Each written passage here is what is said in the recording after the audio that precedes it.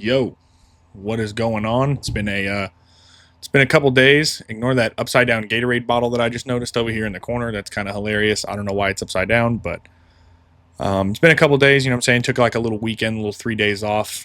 Had to spend some time with my girlfriend before she started her new job. My sister's birthday. Little fun weekend. You know what I mean? Had the guys over, crushed some beer pong. But I want to talk primarily at the start today about Jaxson Dart and Shedeur Sanders preseason starts. I think we'll start with Shedeur. I think he was the more impressive out of the two. Shedeur looked really good in my opinion. I watched the snaps. He had some good layered throws. He clearly has decent zip on the ball. I mean, I think that the immediate concerns with him were like, a lot of people were either character concerned or were concerned about his arm and his holding on too much of the ball. But I mean, he was 14 for 23, had 2 touchdowns, did take 2 sacks. I don't really think they were too bad on him.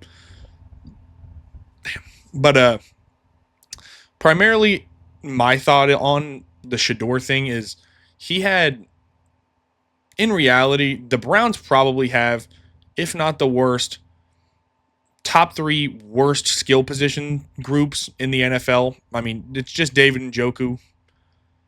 Their receivers aren't great. Their running backs aren't good. Their tight end is good.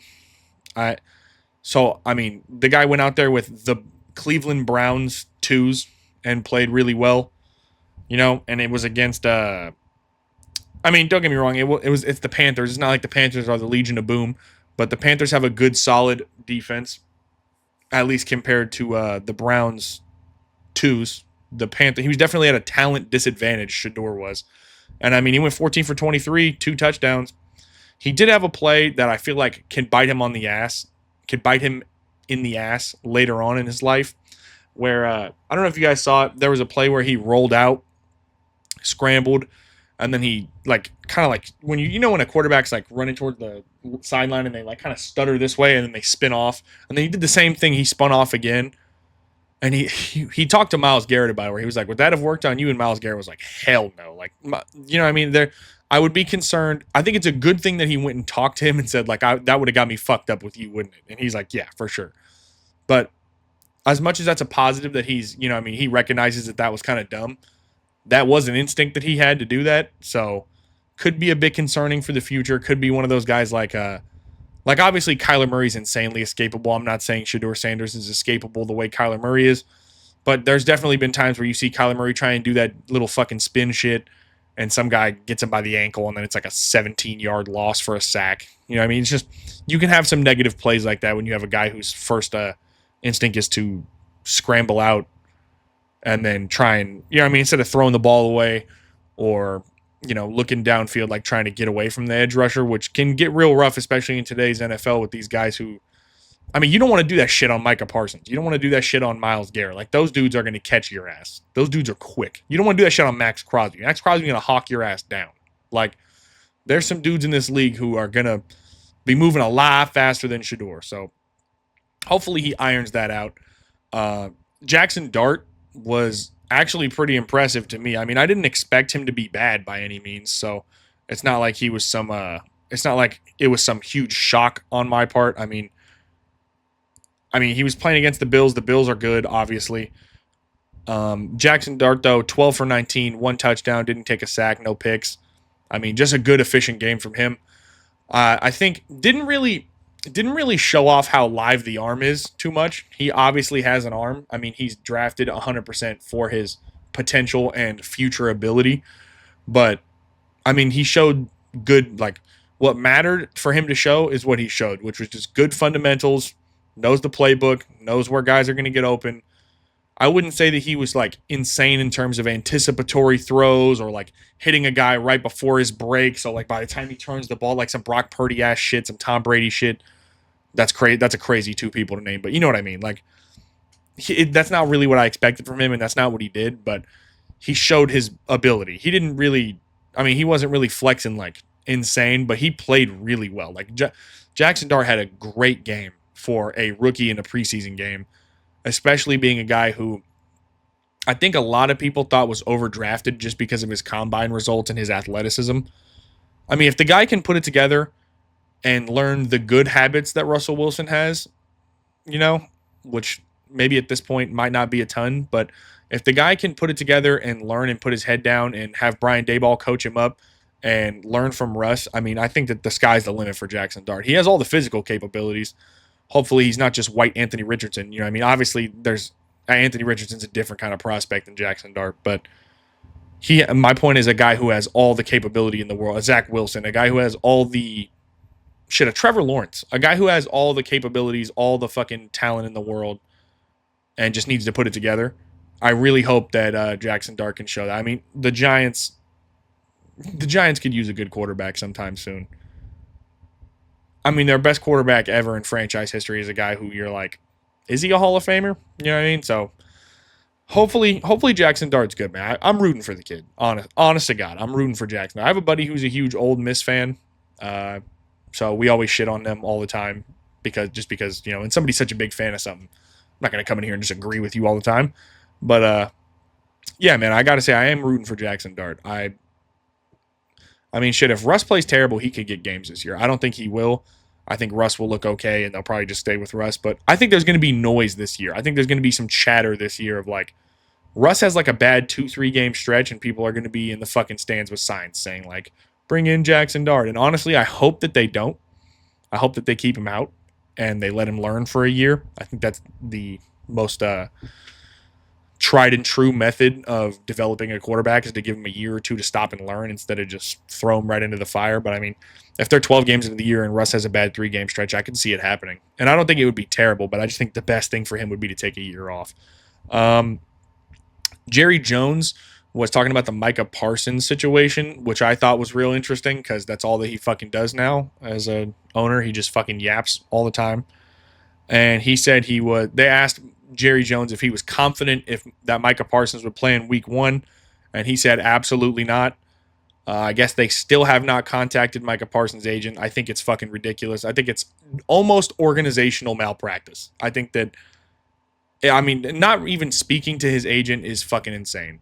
If you disagreed or if you had an agreement with the guy who's not negotiating for himself, Micah Parsons, and then he talked to his agent and then realized that was a bad deal or he needs to do this, like, you didn't negotiate that. I don't understand if it was a handshake deal with, I can't remember his fucking name.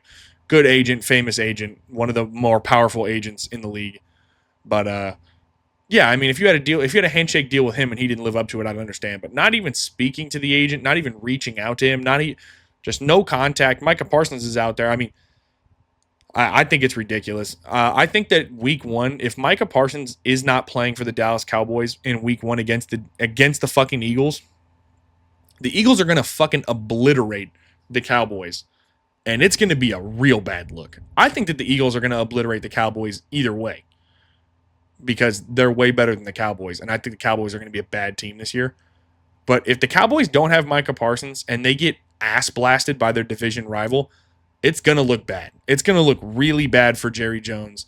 People on the team, the vibes are going to be real fucking low. The only guy who I can tell has high vibes on that team right now is George Pickens. George Pickens is in there talking about how awesome it is to be out of fucking Pittsburgh, which is hilarious. The Bengals played the starters in the preseason opener. I think that's cool. I mean, they still fucking lost.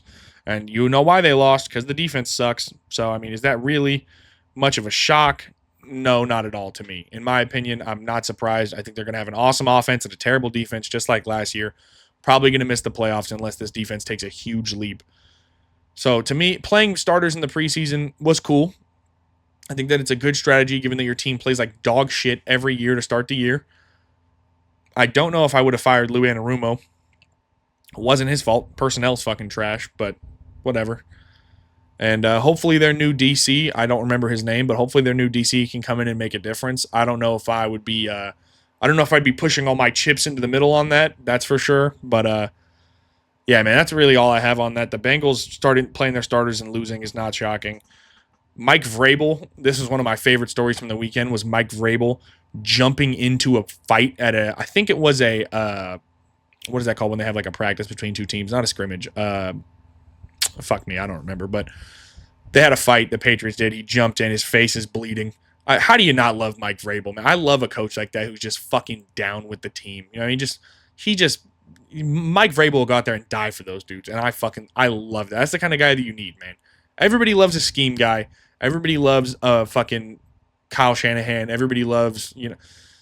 To me, everybody, like, when you look at an Andy Reid, when you look at a Kyle Shanahan, when you look at these dudes, right?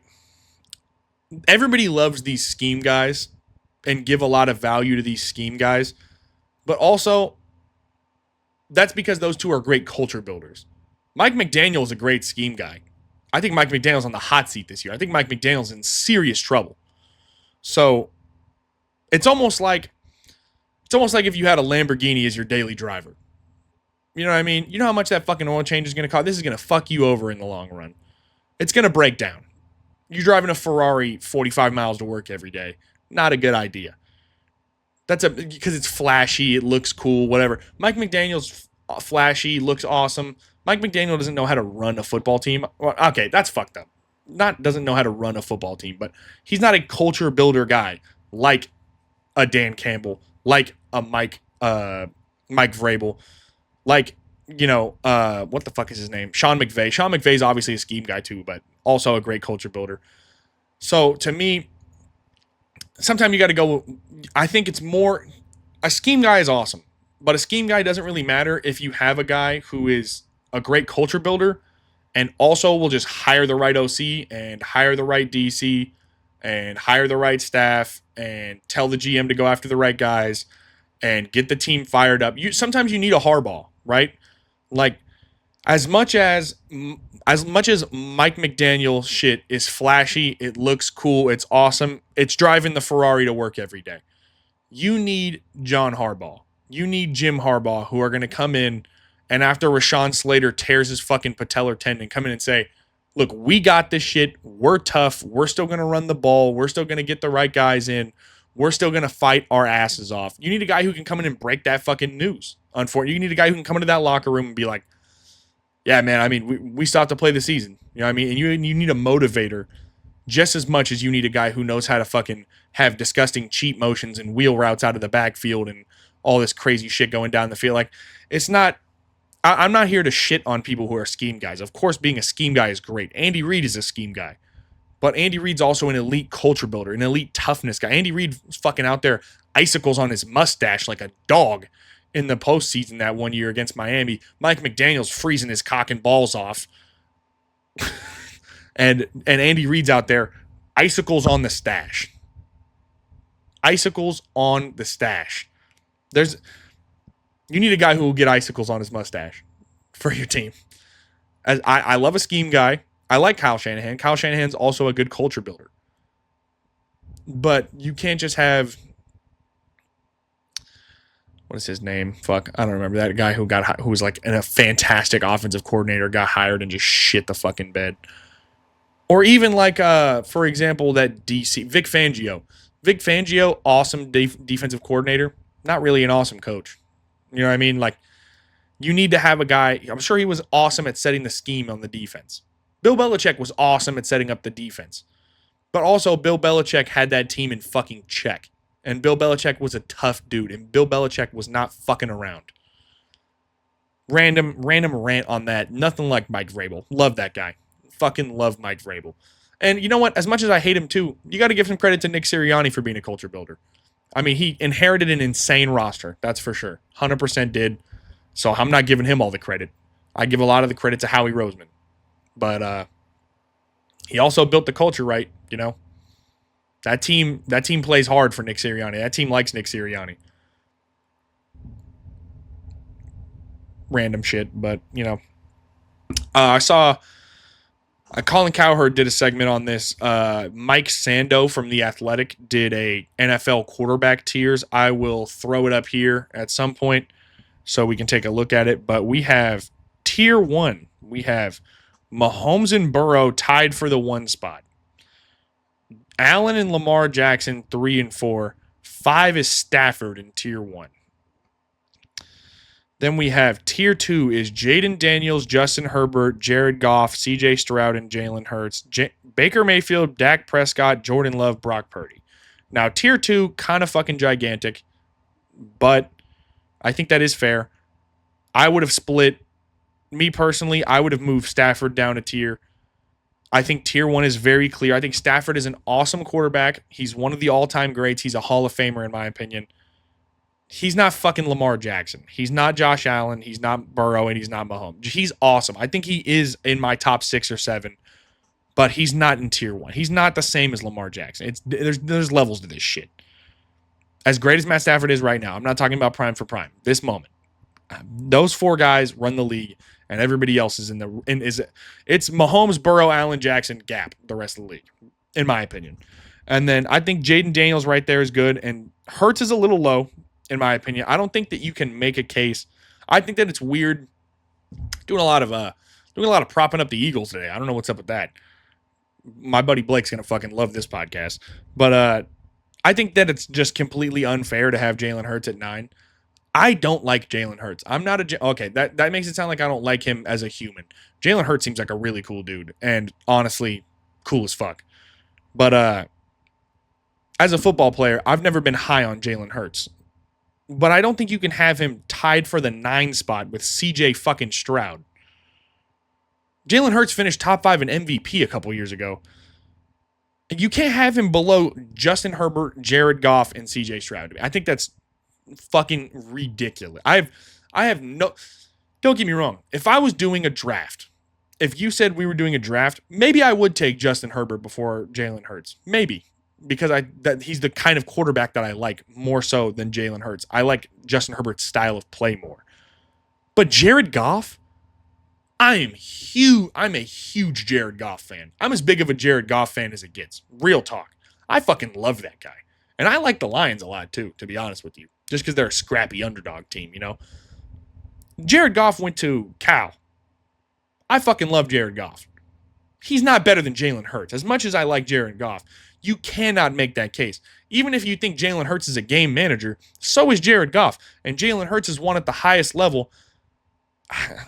I just think that's not fair. I don't think it's fair to Jalen Hurts. At some point, I have to give the man his props. Now, if this year he comes in, he plays like shit, then we can talk. Then maybe he is what I thought he was. Not that great of a passer. Maybe he is what I thought he was. And they don't do great. And when the team's not as good, maybe he has what Brock Purdy had, where the last couple years when Brock Purdy had an insane team, they were making the Super Bowl, they were rattling off playoff wins, they were rattling off NFC championship appearances. But the second that everybody wasn't so good, the team was maybe, an average team in the NFL, Brock Purdy didn't look too hot. So maybe Jalen Hurts has that year, and he comes back down to the median, and we see that last year was like, oh, okay, the team was crazy, but the man's been to fucking 2 Super Bowls, and I got to give the guy credit where credit's due. He plays awesome in the biggest moments. I don't like Jalen Hurts as a quarterback that much at all. I'm probably lower on him than a lot of people. But to put him below Jared Goff, who, in my opinion, has kind of wilted in the playoffs from time to time. I don't think he's a choker. I don't think he's trash. I just think he's had bad moments in the playoffs. Like last year, he threw like 4 picks in that game, and no one gave a shit. His defense was hurt, whatever. Still threw like 4 picks in a playoff game. Justin Herbert did the same fucking thing. Jalen Hurts outplayed Mahomes in a Super Bowl maybe twice. In that first Super Bowl, he lost. He had the fumble. So I think you lean towards Mahomes. But Jalen Hurts was awesome in that first Super Bowl. And he just won the fucking Super Bowl. I want to put Jalen Hurts low. I like Baker Mayfield quite a lot. You know what I mean?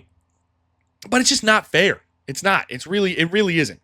For this season, at least, coming into this year, I have to put him higher. You cannot have him below Jared Goff and CJ Stroud. I think that's ridiculous. So I would have moved Matt Stafford down. I'm not a Jalen Hurts guy, by the way. I don't want to make this sound like I'm some fucking quarterback wins truther. But at some point, I have to move the guy above Jared Goff and CJ Stroud and Justin Herbert, who's been really, really good, but hasn't done anything yet. I got to see Justin Herbert compete for an MVP, win a playoff game, play good in the playoffs. I actually don't think he was as bad in that Jags game as a lot of people think. A lot of my friends are Justin Herbert truthers, also known as Oregon fans. So I get into a lot of Justin Herbert arguments. But, I mean, don't get me wrong, man. If we were just going purely off of eye test, yeah, I got to put Jalen Hurts pretty low. But eye test isn't everything. I don't get it. He also plays his best when it matters the most, which is pretty fucking important. You know, I mean, don't get me wrong. I think if you put Justin Herbert on the Eagles, they probably win the Super Bowl last year too.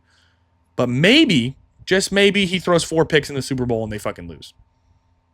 Maybe. I don't know. I don't want to be a Jalen Hurts truther. I don't think that he's elite, but below Jared Goff, that's fucked up to me. I just don't think it's fair. Do I really in my heart of hearts, like this is where it's hard to do quarterback rankings, because deep down, really deep down, do I think that Joe Burrow is better than Josh Allen and Lamar Jackson? Yes, I do. Yes, I do, wholeheartedly. But I can't prove it, and I have no leg to stand on. So when I do a quarterback rankings, I feel like it's only fair to put Josh Allen and Lamar Jackson ahead of Joe Burrow, because Joe Burrow's missing the playoffs. Joe Burrow's been injured. Joe Burrow's never won an MVP. Now, does he have the help of those guys? No. Joe Burrow's my favorite player who's not a Raider in the NFL. So deep down in my heart, honest truth, I think he's better than Josh Allen. And I think he's better than Lamar Jackson. But he hasn't done anything in 2 fucking years. So I have to, like, it's not his fault. You know what I mean? But nobody was moving LeBron up the rankings when he wasn't winning shit in Cleveland. You know what I mean? That's a bad example, but like, nobody was like, this guy's better than Kobe his first few years in Cleveland, because he hadn't. I mean, you have to show. I mean, don't get me wrong. Neither of those guys have shown they can win the Super Bowl either. And Joe Burrow's made it the farthest. But it's hard for me, as much as I believe Joe Burrow's better than those two, I can't put him above them right now. They both have MVPs. They both have been making the playoffs. They both been doing this and doing that. And Joe Burrow's kind of just been either hurt or missing the playoffs or having slow starts. As much as I love Joe Burrow, right? I don't know. Quarterback rankings are hard, man. And to me, I would have Jaden Daniels above Stafford as of right now. I think that if I was going to do this list, I would have Jaden Daniels at 5 and probably Hurts at 6 and Stafford at 7. Maybe Herbert. I don't know. That's a difficult one. Not to get on too much of a I'm not a quarterback wins guy by any means, but you know.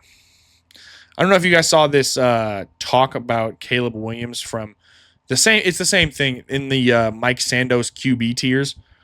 They had Caleb Williams at 23, below Drake May, Sam Darnold, Bo Nix, Geno Smith, Trevor Lawrence, right above Bryce Young and Kirk Cousins. That's kind of fucked up to me. I think Caleb Williams is better than that, but whatever. A defensive coordinator, this is his quote, in terms of processing ability and getting the ball out of his hands, it was the worst we played against. He just holds the ball forever. Head coach, quote, his processing to me was alarming watching the tape. This guy was a fucking rookie last year. I bet you if you took a bunch of surveys, Peyton Manning's rookie year, I know everyone does this. Every time a guy has a bad rookie, they're like, well, so did Peyton Manning. So I don't want to be that guy. But get the fuck out of here with his processing ability. Bro, he's in his first year. I know, Bo Nix's processing ability looked awesome, but that was his strength. Caleb Williams is a playmaking quarterback. Of course you have to iron out. You didn't draft this guy because he was fucking Andrew Luck or Peyton Manning or any of these dudes who have been thought of as being like football genius. You drafted Caleb Williams because he's an insane playmaker and he did insane shit in college. And the processing ability and the speed of getting the ball out of his hands and him holding the ball forever and taking bad sacks and all of this shit, of course, is bad. It's his rookie year and he has a lot of coaching to go. He had a terrible fucking coach who was calling screenplays all the fucking time and stupid ass bubble screens and throwing for like -1 yards every fucking play, and just wanted Caleb Williams to just Don't throw a pick, don't throw a pick, don't throw a pick, don't throw a pick. Just do nothing but check down all fucking game, and we're just gonna lose every game. That coach last year was a fucking idiot. Smarter than me. But comparatively, dumbass. Dumbass. Am I gonna really shit on Caleb Williams that much? Because he couldn't win with the Chicago Bears last year when they had one of the worst coaching jobs I've ever witnessed in my life. I mean, it was up there. It was up there. If you told me right now, that guy or Josh McDaniels, give me Josh McDaniels, and I fucking hate Josh McDaniels. Fuck Josh McDaniels. A little aggressive there, but got me a little fired up. I wanted to do real quick.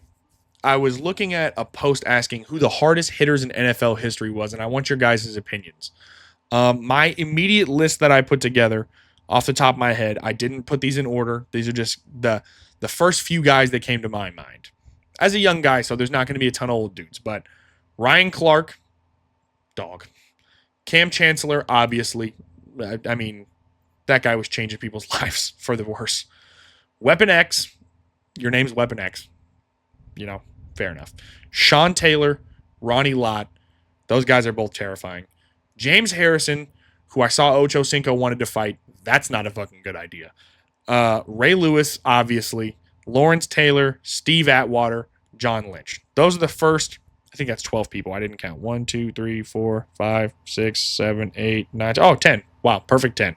Those are the first 10 that came to my mind. So I just want to see who you guys thought of. When I say give me your 10 hardest hitters in NFL history, I mean, you could add Patrick Willis. There's a lot of guys on here you could add. You know what I mean? You could add Patrick Willis. I think that there's a bunch of guys back in there like fucking Jack Ham or like Night Train Lane or anybody who played on the Steel Curtain. Basically like 5 Steelers. I mean, I don't know if I'd put Polamalu that high in terms of the hardest hitters, but Polamalu was definitely hitting the fuck out of people. If you were a Steeler, you probably made the list. And if you played in 1980, you're probably on the list. So, I mean, Dick Butkus, Brian Urlacher, I wouldn't put him that high, but Brian Urlacher. A lot of guys that you could put in the hardest hitters category. I just want to see who you guys got. You know what I mean? If you were going to give me a top 10, this isn't my ironed out top 10. I didn't go through and watch the clips and fucking put them in order. Those are just the first 10 guys who came to my head. Ryan Clark, Cam Chancellor, Weapon X, Sean Taylor, Ronnie Lott, James Harrison, Ray Lewis, Lawrence Taylor, Steve Atwater, John Lynch. John Lynch, a little bit of a pull for me because I'm a young man. I didn't watch a whole lot of John Lynch, but I pulled up some John Lynch. Motherfucker was hitting people. But yeah, I mean, I just curious.